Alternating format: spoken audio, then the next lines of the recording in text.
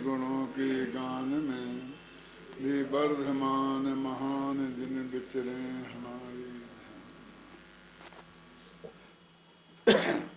सिद्ध चक्र महामंडल विधान चल रहा है जिसमें सिद्धों की पूजन का प्रकरण है। कल बताया था वैसे तो सिद्धों में अनंत गुण हैं, लेकिन जो उनमें स्वाश्रित गुण हैं, आत्मा में अनंत गुण है ना, और उन्हीं सभी गुणों का विकास उनके अंदर हो गया है तो उन्हें हम सद्गुण कहने लगते हैं। गुण तो गुण ही हैं, दुर्गुण और सद्गुण रूप में कुछ भी रूप में हो सकते हैं, लेकिन यहाँ पर जो वर्णन चल रहा है वो दूसरों की अपेक्षा जो उनमें गुण हैं उनकी बात चल रही है। और वो इसलिए कि जिन कर्मों पर हम मोहित हैं, जिन शुभ नाम कर्मों का हम बंधन करने के लिए तरस रहे हैं, और हो सकता है कि हमारे दिल में इस सिद्ध चक्रमंडल विधान करने में कि किसी कोने में जो कर्म बांधने की अभिलाषा हो, पुण्य कर्म बांधने की अभिलाषा हो, तो उनको या जो आप पूजन पढ़ रहे थे उस पूजन पे आप बारीकी से ध्यान देंगे तो उसकी सच्चाई का पता लगेगा। वैसे तो पुण्य प्रकृतियाँ बहुत होती हैं और प्रत्येक पुण्य प्रकृति का तुमने नाश किया, इसलिए हम तुम्हें नमस्कार कर रहे हैं। यदि तुमने बहुत बढ़िया पुण्य बांधा था और हमें भी बंधेगा इसलिए नमस्कार नहीं कर रहे हैं, बल्कि उन सब प्रकार के पुण्य कर्म का तुमने नाश किया था तब मोक्ष गए थे, इसलिए हम भी उसी भावना से आपकी पूजन कर रहे हैं।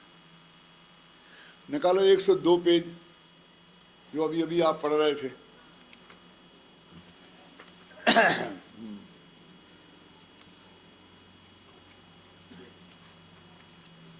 सिर्फ 3 छंद में आपके सामने बताऊंगा जिनका अर्थ।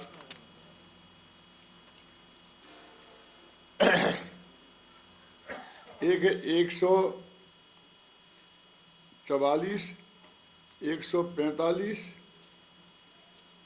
146, ये 3 छंदों की चर्चा मैं आपसे करता हूँ। 43, 44 और 46 इन 3 कर्मों की चर्चा मुझे आपसे करनी है।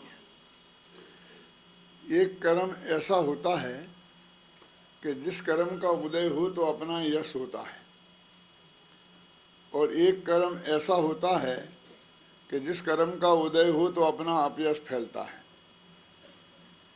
इसके छंदों में ऐसा लिखा है, तो पढ़ लेते हैं कि भले ही आप कितने ही अच्छे काम कर रहे हों, कितने ही अच्छे गुण आप में हों, फिर भी काम खोटे कर रहे और यशस प्रीति कर्म का उदय है तो आपका यश हो रहा। उसी काम से काम अच्छे कर रहे और उसी काम का बहाने आपका अपयश हो रहा। क्या तो इसमें ऐसा लगता है कि जैसे यशस कीर्ति उनके ही उदय आती है कि जो खोटे काम कर रहे होते हैं, क्या, और अयश कीर्ति उनके उदय आती है जो अच्छे काम कर रहे होते। ऐसा नहीं है। ये तो सिर्फ हमारे दिमाग में जो ये जमा हुआ है कि अच्छे काम करेंगे तो यश होगा और बुरे काम करेंगे तो अपयश होगा। क्या तो इस मान्यता को वो हटाना चाहते हैं। वो ये कहना चाहते हैं कि तुम्हारा वर्तमान के कामों से वर्तमान के यश और अपयश का कोई संबंध नहीं है। हो सकता है तुम अच्छे काम करो और तुम्हारा यश हो, बुरे काम करो और अपयश हो, और उल्टा भी हो सकता है। यानी ऐसा नहीं कि बुरे काम करोगे तभी यश होगा। ख्याल में ना, वो तो कहते हैं कि वर्तमान में जो यश हो रहा है, जो आपको अनुकूलता मिल रही है, वो आपके वर्तमान के किसी काम का फल नहीं है। पहले जो आपने किया था कुछ अच्छा, उस वक्त जो कर्म बंधा था वे उसका फल है। और अभी जो भाव कर रहे हो इसका फल कर्म बंधेगा और जब उदय में आएगा तब मिलेगा। इन कर्मों की एक बड़ी विचित्र बात है कि जब ये बंधते हैं तब कोई दुख नहीं देते, दुख में निमित्त नहीं है, देते तो है ही नहीं। जब तक सत्ता में पड़े रहते हैं तब तक भी तुम्हारे दुख में वे निमित्त नहीं है। समय सार में लिखा है पृथ्वी पिंड समाना, ये पृथ्वी के ढेले के समान है। ये पृथ्वी का ढेला पड़ा है तो आपको कोई लेना देना नहीं। और जब उदय में आते हैं तब आपके सुख दुख में ये निमित्त बनते हैं। और उदय वो एक समय का होता है, अगले समय तो दूसरे कर्म का उदय आ जाता है, पिछले समय तीसरा। तो देखिए कितना कम काल है कि जब ये अपना कमाल दिखाएंगे, वो भी निमित्त रूप से, उपादान रूप से नहीं। इसलिए इनसे घबराने की बिल्कुल जरूरत नहीं है। क्या कि जब उदय में आएंगे तब फल देंगे। सत्ता में कितना ही पड़े हो अंदर कोई फर्क नहीं पड़ता। अरे बुरे काम की नहीं, अच्छे की भी। अभी अपने जो पहले भगवान होने वाले ना भविष्य में महापद में, श्रेणिक राजा का जीव, अभी वे नरक में पड़े हैं। और तीर्थंकर नाम कर्म की प्रकृति उनको सत्ता में पड़ी है, और सत्ता में नहीं पड़ी है, प्रति समय बंध रही है, क्योंकि वो निरंतर बंधी प्रकृति है। फिर भी डंडे पड़ रहे हैं, उसका कोई फायदा वहां नहीं है। क्या भयंकर जो गर्मी है उसका दुख उन्हें भोग नहीं पड़ रहा है। तो इतना बढ़िया कर्म अंदर पड़ा है और बांध भी रहे हैं, तो क्या फायदा है ऐसे बुरे का। ख्याल समझे ना, देवगति में है अभी और खोटे कर्म बांध रहे हैं। और मान लीजिए तिरंचायु बंध गई है, वो एक इंद्री पर्याय में पैदा होना, देव एक इंद्री हुआ है ना, बांध भी सत्ता में भी पड़ी, लेकिन अभी सब अनुकूलता।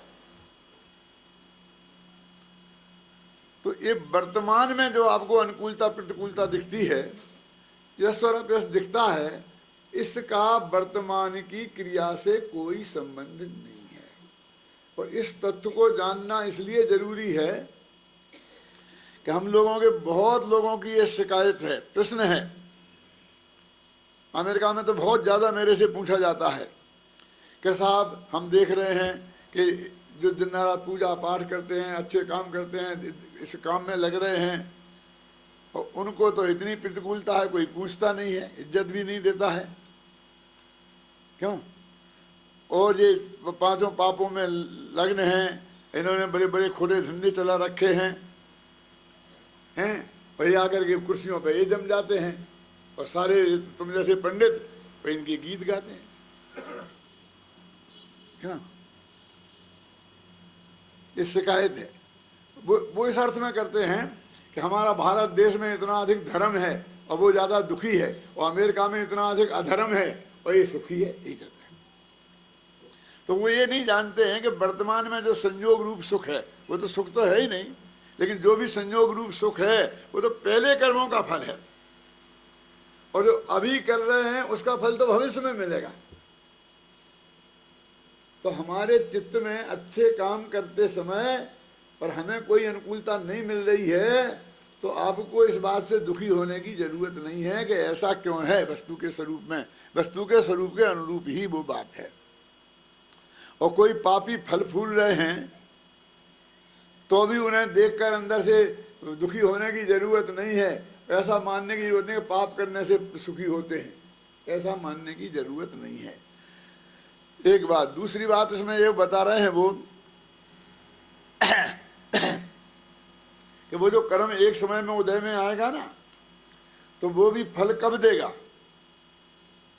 यशस कीर्ति कर्म की अपन बात कर रहे हैं ना, पुण्य है, और आपका उदय आया और खूब यश हो रहा है, लेकिन आपका उपयोग उधर है ही नहीं,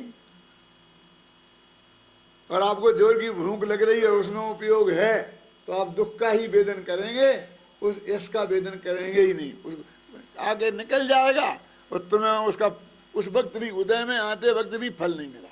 क्या समझ गया ना? ऐसे ही पाप कर्म है और उदय में आया और तुम्हारा अपयश हो रहा, लोग गालियां बक रहे, लेकिन तुम भगवान की पूजन भक्ति में लग रहे, स्वाध्याय में लग रहे और तुम्हारा उपयोग उधर गया ही नहीं, तो वो अपयश लोक में तो हुआ लेकिन तुमने उसे नहीं भोगा। वो तो हमारे कान में आ और हम उसका फीलिंग करें तब भोगे ना, है ना। जैसे बहुत से लोग कहते हैं ना, भाई साहब वो आपकी बहुत बुराई कर रहा था, गालियां दे रहा था, अब कि क्या कह रहा था कि मैं कह नहीं सकता, और कह नहीं सकता कह के और सब और नमक मिर्च लगा के सुना देता है। मैं कहता हूं भैया वो तो पीठ पीछे कह रहा था, और तू तो मुंह पे कह रहा है उसके नाम पर।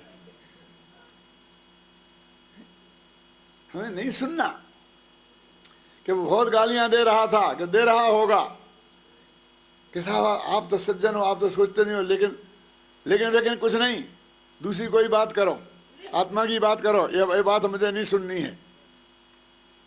क्यों कि मैं साहब आपको पता ही नहीं चलता और मैं बता रहा हूं और आप मेरे से नाराज हो रहे हैं कि हाँ हो रहे ना, क्योंकि हमारा उपयोग खराब तो तेरे बताने से होगा, उसके पीठ पीछे बकने से हमें कोई फर्क नहीं पड़ा। और कभी कभी आप स्पष्ट देखते हो कि आपने वहां से खड़े होकर के हमें दो चार गालियां बक दी, के बकते हो, समझ में आता जाता कुछ नहीं है, जो कुछ मन में आता है बोलते हो, सुनिए, और हमने बिल्कुल मुस्कुराते हुए उसका कोई जवाब नहीं दिया और आगे बढ़ गए। यदि हमारे यशस कीर्ति कर्म का उदय है तो सब कहेंगे कि देखो कितना महान है, उसको गालियां बकता रहा लेकिन चेहरे पर सल नहीं पड़ा। और यश कीर्ति कर्म का उदय है, डरपोक, डरते हैं सेठियों से, हम तो ईंट का जवाब पत्थर से देना जानते, हमसे कोई कह के देखे, हम खटिया खड़ी नहीं करते तो मेरा नाम नहीं, बोलो तो बात तो व्यवहार तो हमारा वो ही है, समझे ना। लेकिन यश भी हो रहा और अपयश भी हो रहा। हमारे अपयश कीर्ति कर्म का उदय होगा तो हम डरपोक कह करके निंदा होगी, यश कीर्ति कर्म का उदय होगा तो कितना मन कसाय वाले हैं, कितना शांत प्रकृति के हैं, होगा ना। और ऐसे ही हम वो 2 सुनाए और हम 10 सुना दें स्पीकर पे, तो भी यदि हमारा ऐसा कीर्ति कर्म का उदय होगा, ऐसा वो पंडित किसी से डरता नहीं है, निर्भीक, निर्भीक एक गुण है, निर्भीकता भी एक गुण है, क्यों। और ये भी कहेंगे देखो तो दूसरों से कहते कसाय मत करो, कसाय मत करो, और खुद कितनी कसाय करते हैं। यानी ये जो यश अपयश का संबंध है वो हमारे पुण्य कर्म के उदय और पाप कर्म के उदय के अनुसार है। तुमने वर्तमान में क्या किया और हमने वर्तमान में क्या किया उससे कोई लेना देना नहीं है। एक बात तो ये बताना है। दूसरी बात ये बताना है कि इन भगवान को यशस कीर्ति कर्म का उदय था, ध्यान से सुनना, तब तो हम अभी उनकी पूजा कर रहे हैं ना, क्यों। हमारी तो कोई नहीं करता, उनकी कर रहे, या वो कुछ बता भी नहीं रहे, हम बता रहे समझा रहे तो भी नहीं, क्यों कर रहे। नहीं पूछूंगा सुनील शास्त्री, तुम तो धंधे वाले हो गए, तुम क्या पता बताओगे, क्यों क्यों हो रहा है ऐसा, क्यों। उनका आज ही हम पूजा पाठ कर रहे, महावीर की जय के नारे लगा रहे, क्यों हो रहा है ऐसा। कोई मत बोलना नहीं, इज्जत दाव पे लग जाएगी, क्यों। ऐसा कीर्ति कर्म का उदय है उनके, है वो तो। अरे भाई ये तो लिखा है ना, अरे मोक्ष में गए तो ऐसा कीर्ति नाम कर्म का नाश करके गए हैं, है? अरे उनका कोई लेना देना नहीं है इससे, ना तो वे उपादान है, ना उनका कोई कर्म कर्म निमित्त है इसमें, ये तो सिर्फ हमारा विकल्प है, ख्याल में है ना, है? तो वो बता रहे हैं कि जिन कर्मों को नाम सुन सुन के हमारे मुंह में पानी भर आता है, भगवान उन कर्मों को तुम नाश करके मोक्ष में गए, इसलिए हम तुम्हें अर्घ चढ़ा रहे। तुम्हारे मुंह में भी पानी आता तो हम तुम्हें अर्घ नहीं चढ़ाते, तुमसे कहते आओ हमारे बगल में बैठ जाओ, तुम भी चढ़ाओ, क्या, ठीक है ना। अब एक अंतिम है 146वां छंद। पंच कल्याण 34 अतिशय 8 प्रातिहार समोषण की द्युति, ये सब तीर्थंकर नाम कर्म की प्रकृति के उदय से होता है।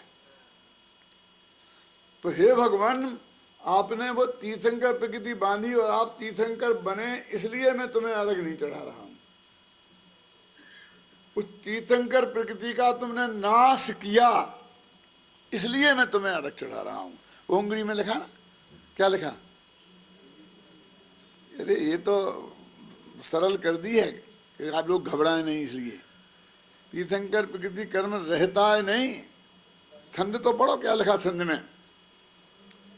तीर्थंकर विधि विभव नाश निज पदे लहो नाश।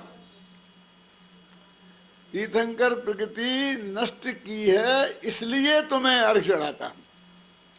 क्या माने? तीर्थंकर प्रकृति बांधने योग्य नहीं है, नाश करने योग्य है, पर सत्ता से उखाड़ फेंक देने लायक है। क्या मोहनलाल जी, इसमें लिखा कि नहीं लिखा? एक छंद आएगा इसमें, शायद 972वां होगा, अंदाज से उसके आसपास होगा, 78 हो सकता है, 72 हो सकता है, जिसमें लिखा है कि हे भगवान, अत्यंत निर्दयाय नमा अर्घम, कि भगवान तुम अत्यंत निर्दयी हो, इसलिए मैं तुम्हें अर्घ चढ़ाता हूं। तो लोगों को लगा ये बहुत गड़बड़ है। जो सबसे पहली प्रति थी ना, उसमें ये छपा था। तो फिर कुछ लोगों ने उसमें करेक्शन कर दिया और क्या लिख दिया कि ओम ग्रीम दया रहताय नमा अर्घम, अत्यंत निर्दय शब्दों में बुरा लगा और दया रहे तो अच्छा लगा, जबकि दोनों का एक ही अर्थ है। निर्दय माने क्या होता है? निर्गतो दया यश सह निर्गता, जिनमें से दया निकल गई है, पहले थी अब निकल गई है, क्यों? और दया रहित कहो और चाहे निर्दय कहो, लेकिन नहीं, हमको निर्दय शब्द तो बहुत ही, भगवान के लिए निर्दय कहना ये हमें बर्दाश्त नहीं है, क्योंकि हमें ये अवगुण लगता है। रतनलाल जी साहब ये कह रहे सिद्धों का सबसे बड़ा गुण है। तो सुधार के दया रहता है कर दिया, तो फिर कहा देखो क्या फर्क पड़ा, हमने जैसे लोगों ने पंडित ने फिर व्याख्यान शुरू किया। पहले तो अत्यंत निर्दया निकाल के बताते थे, तो उन्होंने अगली प्रति में बदल के क्या कर दिया? दया रहता है कर दिया। तो हमने उसका कहा क्या फर्क पड़ा, चाहे यहां से कान पकड़ो चाहे यहां से पकड़ो, बात तो वही है, क्यों? तो फिर बदला उनने और लिख दिया निर्मोहाय नमा अर्घम। अब किसी की समझ में नहीं आएगा, समझ गए ना? मोह मोह, अरे मोह, दया भी मोह ही है। अब उनने क्यों कर दिया ऐसा कि उस छंद में ऐसा लिखा है कि हे भगवान, दया जो है तो दया ही का प्रकरण, वो मोह कर्म के उदय से होती है। कोई निकाल के बताओ, निकालो, मिल गया क्या? लाओ कौन सा? 78, हाँ 979 979। अब मुझे करीब करीब याद रहा, समझ गए ना, मतलब वैसा नहीं रहा। देखा, पर दुख में दुख हो जहां मोह प्रकृति के द्वार, दया कहें तिसको सुमति सो तुम्हें मोह। वहां था दया निवार था, फिर मोह निवार कर दिया और फिर कर दिया नीचे अत्यंत निर्मोहाय नमा अर्घम, अत्यंत निर्दयाय का। बोला ना नहीं क्या लिखा? अपन छंद में तो पढ़े ना क्या लिखा कि दया किसे कहे। अपन दया बहुत अच्छी चीज है ना, दया तो होनी चाहिए ना, बहुत अच्छी चीज है, हमें भी दया हो ना, बहुत अच्छी बात है ना। लेकिन इसमें क्या लिखा? पर दुख में दुख हो जहां दूसरे के दुख को देखकर जो अपने चित्त में दुख होता है उसका नाम दया है। दया काय का नाम है? दुख का नाम है। कैसे दुख का नाम? जो मुफ्त में होता है, हमें कोई है ही नहीं, लेकिन दूसरे का दुख देख के जो दुख होता है उस दुख का नाम दया है। और ये बात अजैनियों की समझ में भी आ जाती है। ये रामचंद्र शुक्ल नाम के आचार्य, रामचंद्र शुक्ल नाम के विद्वान हुए हैं, उनने करुणा नाम का लेख लिखा है, और उसमें जाके देखो तो उन्होंने जो करुणा की परिभाषा दी है वो यही दी है कि दूसरों के दुखों को देखकर अपना जो दुख हृदय में होता है उसका नाम है दया, करुणा। अब हम उसको इलाज करते हैं उसके दुख का, क्यों? कि उसके दुख का तुम इलाज नहीं कर सकते, उसके पाप का उदय है तो तुम क्या करोगे? हम तो अपने उस दुख का इलाज करते हैं, उसका सहयोग करने करके क्या करते हैं, हमारे अंदर जो दुख हुआ उसका इलाज करते हैं, फिर हम अपने काम में लग जाते हैं, हमारा दुख कम हो जाता है। वो तो दुखी रहता ही है, क्यों? एक टाइम तुमने रोटी खिला दी सुखी हो गया, शाम का क्या होगा? फिर शाम का शाम को दुख होगा। अरे शाम का अभी से दुख शुरू हो जाता है, शाम को क्या मैं खाऊंगा। समझ गए ना आप? तो वो कहते हे भगवान तुमने उस दया का नाश कर दिया और इसलिए तुम अत्यंत निर्दय हो, ये लिखा है इसमें। अब देखिए, क्यों भैया दी उन सब प्रकार के दुखों का अभाव कर दिया अखिल के? नहीं, उनने किया कि नहीं किया? तो इस दुख का अभाव करेंगे कि नहीं करेंगे? अब मान लो कि वो इनको नहीं होता ही, तो सबके भगवान तो बहुत दयावान हैं और अपने भगवान निर्दयी, अपन को समझ में नहीं आता है। लेकिन कल्पना करो कि वे मोक्ष में हैं और उनके दया रहती तो क्या होता? वे अनंत ज्ञान के धनी हैं, तो सारे नरक के दुख उन्हें दिखाई दे रहे कि नहीं दे रहे? अपनी सीधे बिल्कुल डायरेक्ट आत्मा से। और उनमें कई भवों के माँ बाप भी पड़े होंगे, डंडे खा रहे होंगे, कई भवों की माँ बहन होगी और वो कई महिला होगी और कोई उसकी इज्जत लूट रहा होगा, वो सब उनके ज्ञान का गेय बन रहा है। इतने दुखी जीवों को देखकर उनको दया आती और वे कर तो कुछ सकते नहीं है। ये तो सिद्धिसला से बैठ के यहाँ आ ही नहीं सकते, क्यों? और आ भी जाए तो यदि वो कुछ कर दें तो इसका मतलब है हर आदमी अपने पाप कर्म का फल नहीं भोगे, तो उन्होंने लोक की व्यवस्था में हस्तक्षेप किया, कौन बर्दाश्त करेगा? ईश्वरवादियों पे यही तो आरोप है कि तुम्हारा भगवान दयालु है तो इतने जीव दुखी क्यों है? कैसा दयालु है वो?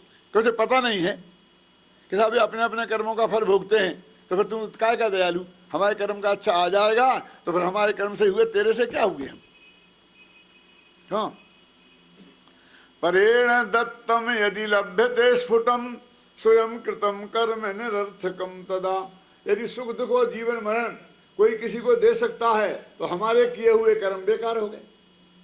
ये तो न्याय है ना, हमने अच्छा काम किया हो तो हमें फल मिलना चाहिए अच्छा, और बुरा किया हो तो बुरा मिलना चाहिए, और बुरा फल मिल रहा है उसे, क्यों? भगवान तो मोक्ष में से नहीं आ सकते ना। एक बात आपने सुनी होगी, पद्म पुराण पढ़ा कि नहीं, कि सीता का जीव मर के गया 16वें स्वर्ग, और लक्ष्मण और रावण के जीव कहाँ गए वो आपको पता है? तो बहुत दया आई सीता को, किसके?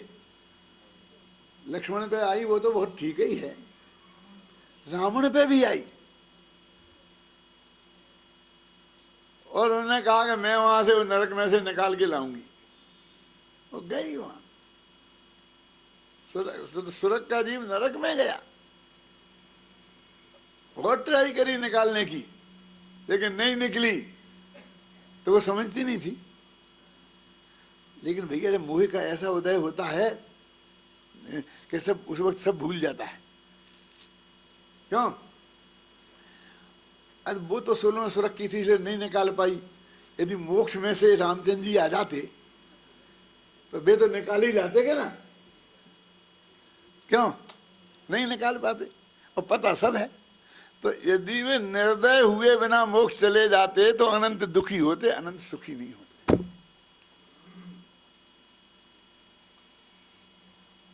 कितना अध्यात्म इस समय इसमें भरा पड़ा है सिद्धक विधान में, आपको उसकी कल्पना नहीं है। अभी अपन और ज़्यादा लंबा करेंगे तो फिर आज की जयमाला रह जाएगी। निकालो अपने पेज नंबर कितना है जयमाला, 349 पेज पे। पंच परम पद ईश हैं, पंचम गति जगदीश।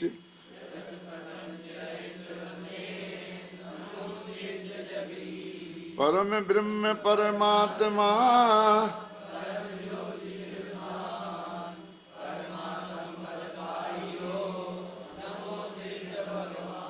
कहते पंच परम पद ईश हैं। ये पंच परमेश्वरी के जो पद हैं ना, ये तो ईश हैं।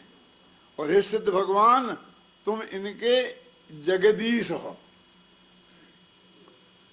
पंचम गति जगदीश है ना, पंच परमेश्वरियों में ये तो सब ईश हैं ही, तुम भी ईश हो, लेकिन तुम जगदीश हो। और जगत प्रपंच रहे सदा, इस जगत के सारे प्रपंचों से आप दूर हो गए। कौन से प्रपंच? क्यों? कौन से प्रपंच? इसमें ही आएगा। क्यों शांति जी? वो है सुख दुख करण कुरीति टार, इसमें ही है ना।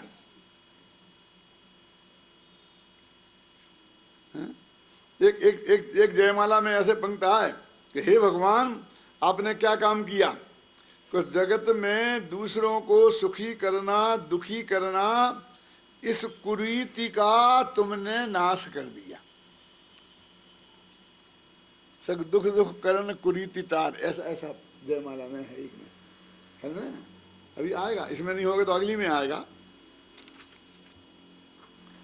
तो कहते तुमने ये काम किया इसलिए तुम जगत के ईश्वर।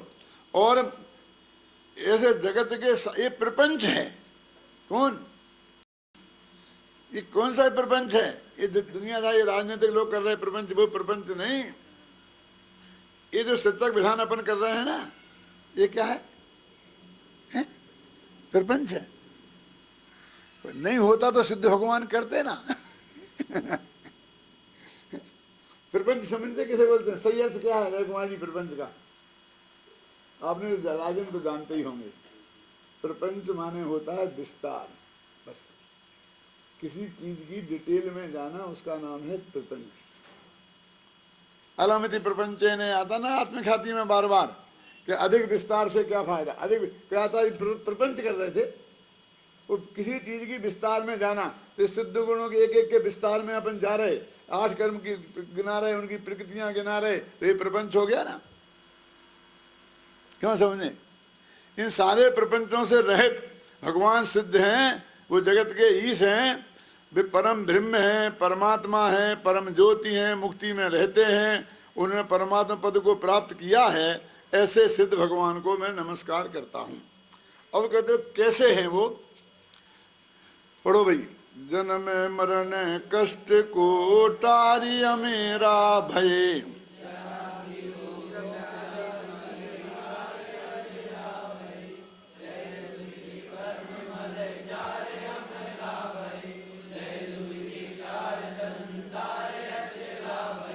भगवान कैसे हैं? तो उनके 4 विशेषण दिए, अमरा, अजरा, अमला और अचला। वे अमर हैं, अजर हैं, अमल हैं और अचल हैं। ये 4 विशेषण है ना। तो कहते हैं जन्म मरण के कष्टों को दूर कर दिया है, इसलिए वे अमर हैं। अकेले मृत्यु के नाश करने का नाम अमर नहीं है, जन्म मरण दोनों के अभाव करने का नाम अमर है। और जरादि रोग व्याधि इनको दूर किया है, इसलिए वे अजर हैं। जरा माने होता है बुढ़ापा, और अजरा माने बुढ़ापे से रहित। तो बुढ़ापे में रोग सभी शामिल कर लेना, क्योंकि बुढ़ापा भी एक रोग है। कहाँ लिखा है? कहाँ लिखा है बुढ़ापा एक रोग है? दोष लिखा है, रोग कहाँ लिखा? 18 में तो रोग नाम का एक दोष है। क्यों? अरे भाई तुम रोज ही नहीं बोलते हो ना, जन्म जरा मृत्यु विनाशना है। तो जन्म जरा मृत्यु तीनों को रोग ही मान के चलते हैं। जन्म जरा मृत्यु रोग विनाशना है, रोग बोलते हैं, तीनों को रोग कहते हैं। और दुविध कर्म मल जार, 2 प्रकार के जो कर्म मल, द्रव्य कर्म और भाव कर्म, उनको आपने जला दिया है, इसलिए आप अमल हो गए। और दुविधि परिग्रह, दुविधि तार संसार, दो प्रकार का संसार है ना, एक द्रव्य संसार एक भाव संसार, वो दोनों को टाल कर अब अचल हो गए। अरहंत और सिद्ध भगवान में क्या फर्क है? अरहंत भगवान अमल है पर अचल नहीं है, उनका विहार होता है, चलायमान होते हैं। लेकिन सिद्ध भगवान अमल भी हैं और अचल भी है। चार घातिया कर्मों के उदय से जो दशा होती है उसे बोलते हैं मल, और अघातिया कर्मों के उदय से जो रूप बनता है उसको बोलते हैं चल। अपने बोलते चल मन दूर है ना। तो घातिया कर्म नष्ट हो गए इसलिए तो हो गए अमल, और अघातिया भी चले गए इसलिए हो गए अचल। और एक जगह ठहर जाएंगे अनंत काल तक, फिर वहां से यहाँ वहां घुमा फिरी नहीं होगी। अनंतों का तो विहार होता है ना। जय जगत बास तज जगत स्वामी भये,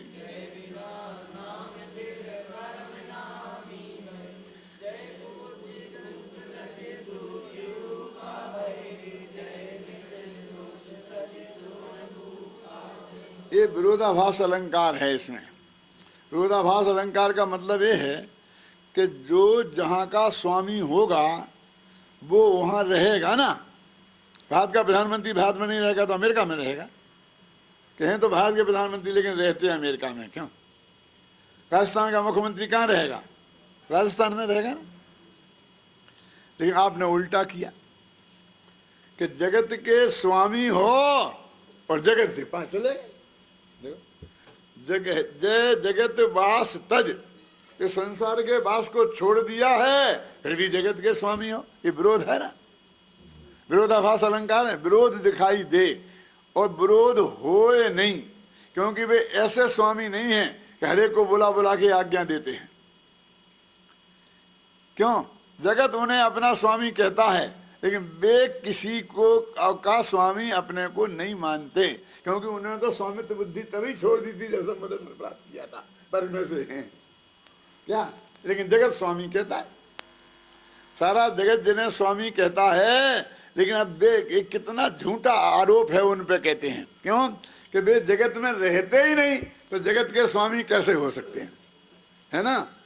जय बिना नाम फिर परम, कहते बहुत अपन कहते वो नामी आदमी है, नामी आदमी है ना, बोलते ना।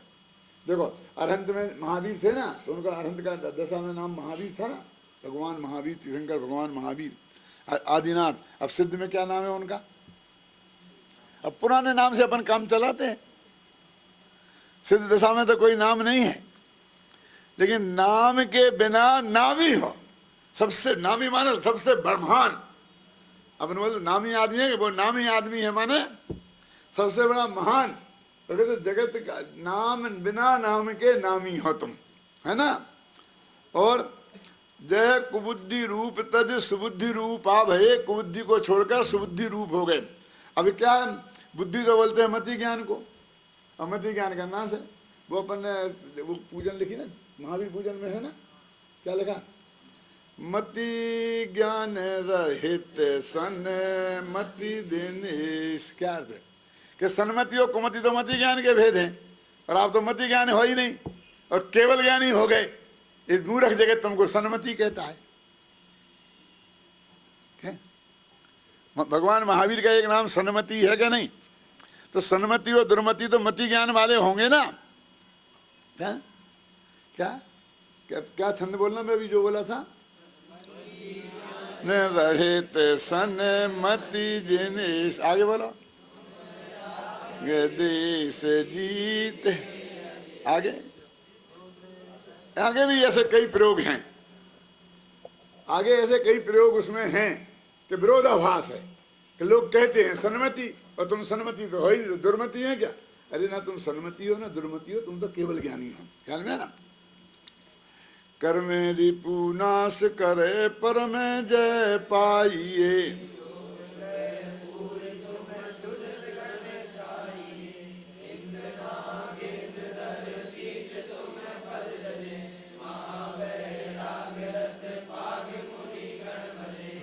उन्हें कर्म ऋषियों का नाश करके वास्तविक सर्वोत्कृष्ट जीत प्राप्त की है। क्योंकि जगत में जो और जीत होती है उसे हार में बदलते देर नहीं लगती है। ख्याल में है ना, एक चुनाव जीत गए, अगले चुनाव में फिर हार गए। लेकिन ये आप ऐसी जीत पाई कि अंत काल तक फिर तुम उसको हारने वाले हो ही नहीं। 3 लोक में तुम्हारे यश रूपी घन माने बादल छा गए हैं। लोक त्रय पूरी तुम्हें सुजस घन छाइए, यश रूपी बादल छाए हुए हैं। इंद्र नागेंद्र धरे, इंद्र और नागेंद्र तुम्हारे चरणों में शीश झुकाते हैं। और महावैराग्य रसपाग मुनि बड़ भजें, कहते वे तो रागी देसी हैं इंद्र नागेंद्र, वे तो करेंगे ही ना, वैरागी लोग। कहते महावैराग्य रस में पगे मुनिराज भी तुम्हारे चरणों में नमते हैं। तो रागी भी नमते हैं और वैरागी भी नमते हैं। अब जरा ये मामला गड़बड़ आया है, देखो पढ़ो पढ़ो बेगने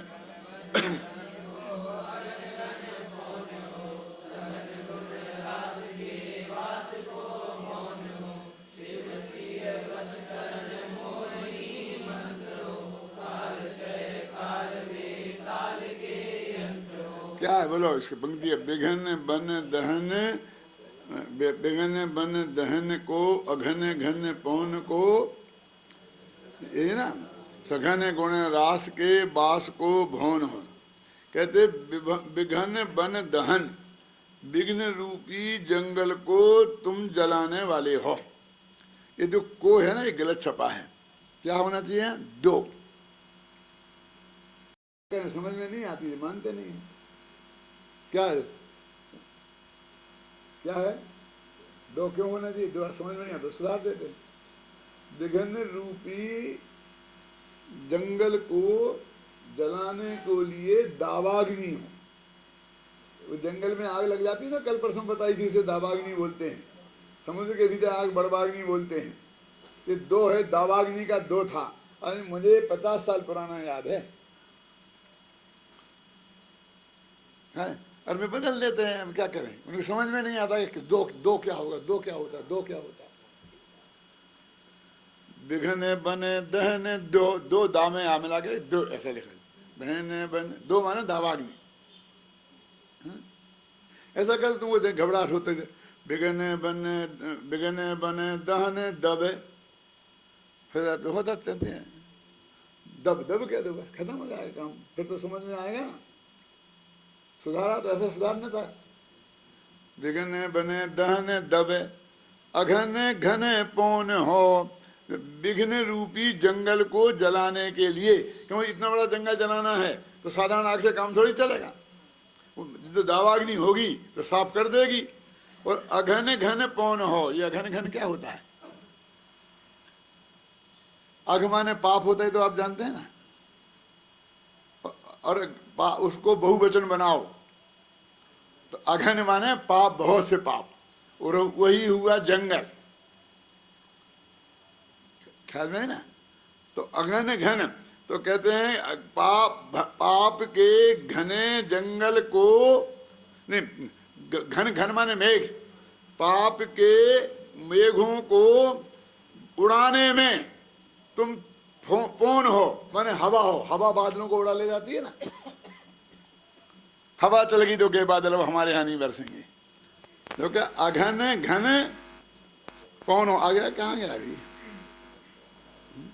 अघन घन पौन हो, पाप रूपी मेघों को उड़ाने के लिए तुम तूफान हो।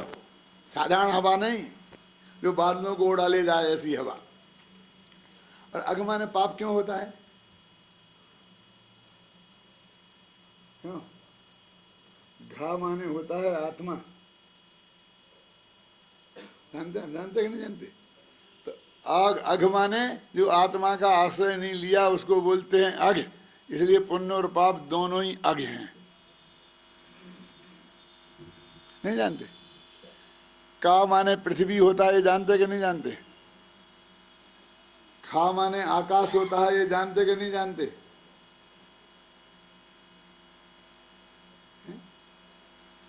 खग, खग बोलते पक्षियों को, खा माने आकाश, आकाश में जो चले वो खग, तो खा माने आकाश हो गया ना है? और घा माने आत्मा।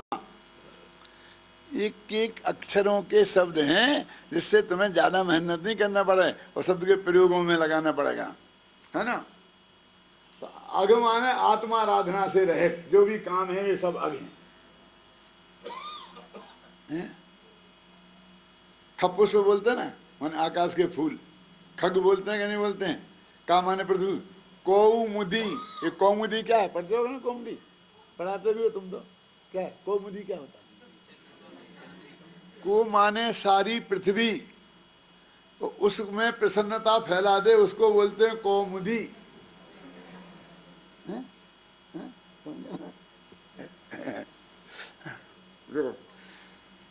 बिघने घन बिघने बने दहन, बिघने बने दब दहन, बिघने बने दहन दबे अघने घने पौन हो, सघने गुण रास के बास को भौन हो। एक गुण तो अनंत है, गुण की रास का ढेर के ढेर लग रहे और बहुत घने घने घने हैं, एक दूसरे में, है ना। तो ये रहेंगे कहाँ कि उसके लिए तुम बहुत बढ़िया मकान हो, भवन हो, राज भवन हो तुम। वहां जाके सारे अनंत गुण इकट्ठे हो जाते हैं। भक्तांबर में ऐसा लिखा कि हे भगवान तुम अनंत गुण के धारी हो। तो क्यों हो गए तुम अनंत गुण, तुम में क्यों आ गए? दोषई रूपात विविधाश्रय जात गर्भई स्वप्नांतरोपि नमः, कि हे भगवान तुम में गुण ही गुण भर गए और एक दुर्गुण नहीं आया। नहीं समझ में नहीं आता ऐसा क्यों हुआ कि दुनिया में दोष भी निकले, कोई घर नहीं मिला उन्हें, और गुण भी निकले, लेकिन दोषों को विविधाश्रय, जहां गए लोगों ने आइए साहब आइए आइए स्वागत किया। दोषई रूपात विविधाश्रय, दोषों को तो बहुत आश्रय मिल गए, जहां गए वहां स्वागत हुआ। इसे घमंड में आ गए तो तुम्हारे पास क्यों आते बिना बुलाए? जिनने स्वागत किया उनके पास गए। और गुण फिर क्यों आ गए हमारे पास? हमने उन्हें भी नहीं बुलाया था कि क्या करें, जहां गए किसी ने पूछा ही नहीं किसी ने स्वागत ही नहीं किया, बल्कि किवाड़ और बंद कर लिए। तो सारे के सारे गुण तुम में जाके भर गए, इसलिए तुम अनंत गुण वाले हो। कौन सा काव्य पूरा बोलो? आधा तो मैंने बोल दिया, दो सही रूपात। दूसरी पंक्ति बोल, पहली बोलो।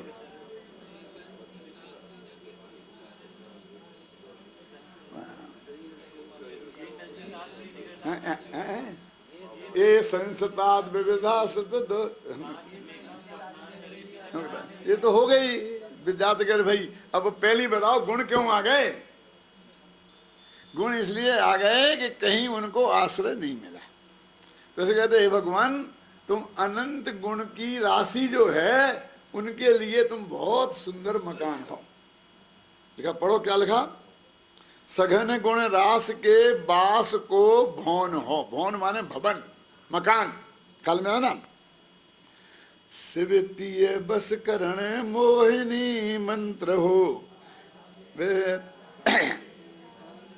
ये वो जमाना था जब जब पंडित जी हुए थे ना संत कवि, तब ये वशीकरण मंत्र बहुत चलते थे, है ना। यहाँ भी एक किताब छपी थी, तो समाज ने उसे अपनाई नहीं। क्यों? क्या नाम था? भूबल क्या था? कोई किताब छपी थी ना, जो मंत्र तंत्र थे, स्त्रियों को कैसे काबू में करना, फलाने को कैसे काबू में करना, वो सारे मंत्र लिखे थे उसने, लघु विज्ञान हुआ। और डंडिया जी ने भी उसका बहुत विरोध किया था, है ना। है याद आपको रतनलाल जी, है ना। तो कहते हैं कि भगवान अब शिवतीय मुक्ति रूपी स्त्री को बस करने के तुम मोहिनी मंत्र हो। और मोहिनी विद्या होती है ना, मोहित कर लेती है। वो आजकल क्या बोलते उसे, हिप्नोटाइज क्या बोलते हैं, हाँ। और उसको लेकर के फिर वो उसके पीछे पीछे चला जाता है ना, उसको मोहिनी मंत्र बोलते थे पहले, कि वो ऐसा कर लेता है कि उसके पीछे पीछे भागते हैं वो। तो तुम्हें मुक्ति रूपी कन्या को बस करने में मोहिनी मंत्र हो, तब तो वो तुम्हारे पीछे लगी हुई है। और ये तो राग, जिससे हम राग करते हैं उसको तो हम बस में करना चाहते हैं। लेकिन जिससे हम देश करते हैं उसे नष्ट करना चाहते हैं। तो वैसे भी मंत्र तंत्र थे, तो उसके लिए कहते हैं काल क्षयकार, यमराज को नष्ट करने के लिए तुम बैताल के यंत्र हो, तुम ही यंत्र हो, तुम ही मंत्र हो, तुम ही यंत्र हो, तुम ही दुनिया में जो सर्वश्रेष्ठ पदार्थ है वो तुम हो। क्या उनके साथ में लगाए। इसमें साहित्यिक बहुत है। ये उभय द्रव्य बता रहे थे ना अभी आपको शांति जी, है यार। उभय द्रव्य क्या होता है? उभय द्रव्य क्या बताओ? मैं जानता हूं आप नहीं बता पाएंगे, आप चुप रहो। उभय माने दो, वो दो कौन से? द्रव्य और भाव। ये द्रव्य जो है तुम्हें हाथ में अक्षत मक्षत लियो, चावल भाव, ये द्रव्य है। जल लियो, ये द्रव्य है। और भाव समझे ना, निर्मल अपने जो भाव है वो भाव है। अब उसको एक एक गुना, इसमें बहुत छंद ऐसे हैं उसमें। अब जयमाला में तो है ही, जयमाला के अलावा जो पूजन में छंद है वो बहुत बढ़िया बढ़िया छंद है, बहुत साहित्यिक है उसमें छठा। और आजकल ये बन गए हैं बस क्षमा का चंदन, क्षमा का जल, क्षमा का अक्षर, उसे बड़ा अध्यात्म कहते हैं। क्या है समझ में नहीं आता कहाँ है अध्यात्म उसमें। हाँ चलो आगे पढ़ो। क्या कोटि स्थित क्लेश को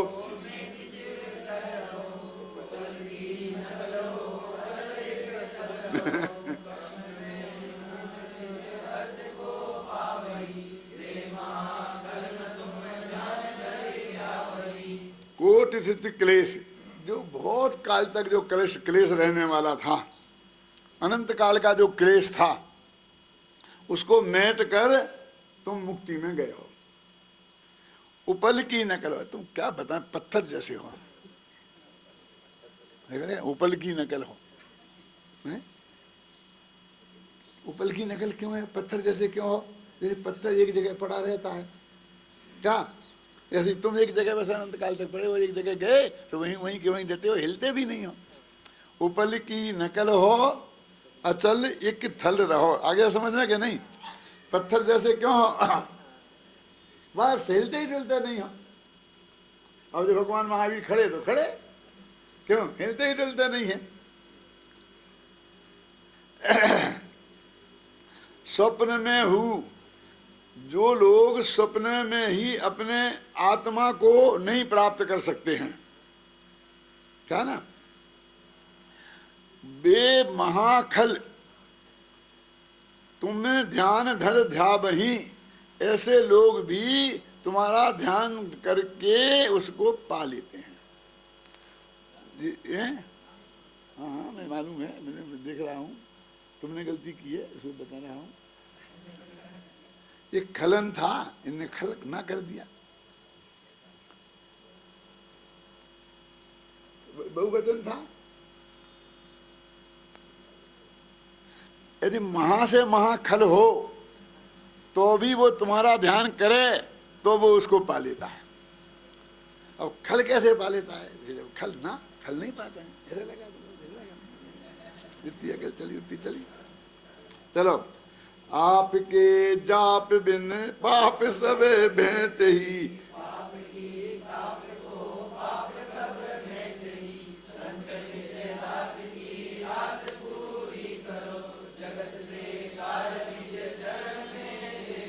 आपके जाप बिन, यदि आपका जाप नहीं करें तो सारे पाप मेरे मन में आ जाते हैं। पाप सब भेंट ही, पापों से भेंट होती है। आपके जाप बिन पाप सब भेंट ही, और क्योंकि पाप के ताप को पाप कब मेट ही। जब हमें पाप के उदय से दुख हुआ, क्यों? पैसे की कमी हुई, कैसे हुई? पाप के उदय से हुई, बहुत तकलीफ पा रहे हैं। तो हम अब खूब पैसा न्याय से कमाएंगे तो वो कौन सा होगा? परिग्रह नाम का पाप ही होगा ना। अन्याय से कमाएंगे तो हो गई, लेकिन न्याय से कमाएंगे तो भी पुण्य थोड़ी हो जाएगा। न्याय से कमाया हुआ जो पैसा है वो परिग्रह नहीं है क्या? क्यों? और परिग्रह पाप है कि पुण्य? तो कहते हैं पाप के लगा हुए दाग को पाप कब कैसे मिटेगा? पाप का ताप को पाप कब मिटे ही? पाप के उदय से हम दुखी हैं और उस दुख को मिटने के लिए हम फिर पाप करने जाते हैं। सुनिए, ऐसा हर एक पाप पे लगाना। 5 इंद्रियों के विषयों की हमें प्राप्ति नहीं हो रही, इसलिए हम दुखी हैं। इसलिए हम 5 इंद्रियों के अंदर में तीव्र भोगने की लालसा रखकर और उसकी प्राप्ति के लिए बाह्य सामग्री जोड़ते हैं, तो वो पाप ही हुआ ना। तो पाप से जो ताप हुआ वो पाप से कैसे मिटेगा, है ना। संत कवि कहते हैं कि हे भगवान, आप अपने दास, मैं तुम्हारा दास हूं। अब ये भक्ति का आता है ना, तो ये बात आ जाती है। और जगत, इसलिए मुझे जगत से निकाल कर अपने आचरण में, अपने चरणों में ले लो। हे भगवान, आप मुझे सिद्ध सलाह के अलावा और कुछ नहीं चाहिए, मैंने मुक्ति की कामना के अलावा कुछ नहीं चाहिए। जय अमल अनुपम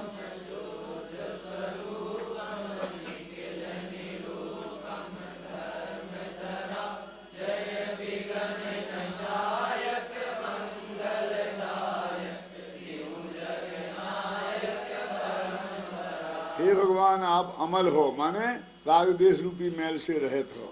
अनुपम हो, आप जैसा कोई दूसरा नहीं है। माँ कैसी होती है बोलो? मासी जैसी, नानी जैसी, मामी जैसी, दादी जैसी। माँ सिर्फ माँ जैसी होती है, इसलिए उसे अनुपम, कोई उपमा नहीं है जगत में जिसे दी जा सके। तो सिद्ध दशा कैसी है? अनंत जैसी, आचार्य जैसी। कहते वो अनुपम है, उससे किसी से भी उसकी उपमा नहीं दी जा सकती है। अनुपम हो गया। और शुद्ध स्वरूप है। और निखिल रूपम धर्मधरा, धर्म की जो पृथ्वी है वो संपूर्ण जो धर्म होते हैं बस वो आप में समाहित हो गए। विघ्नों के नशायक, विघ्नों को नष्ट करने वाले हो, मंगल के दायक, मंगल को देने वाले हो, और परंपरा से 3 जगत के नायक हो। ऐसे सिद्ध भगवान मैं तुम्हें नमस्कार करता हूँ।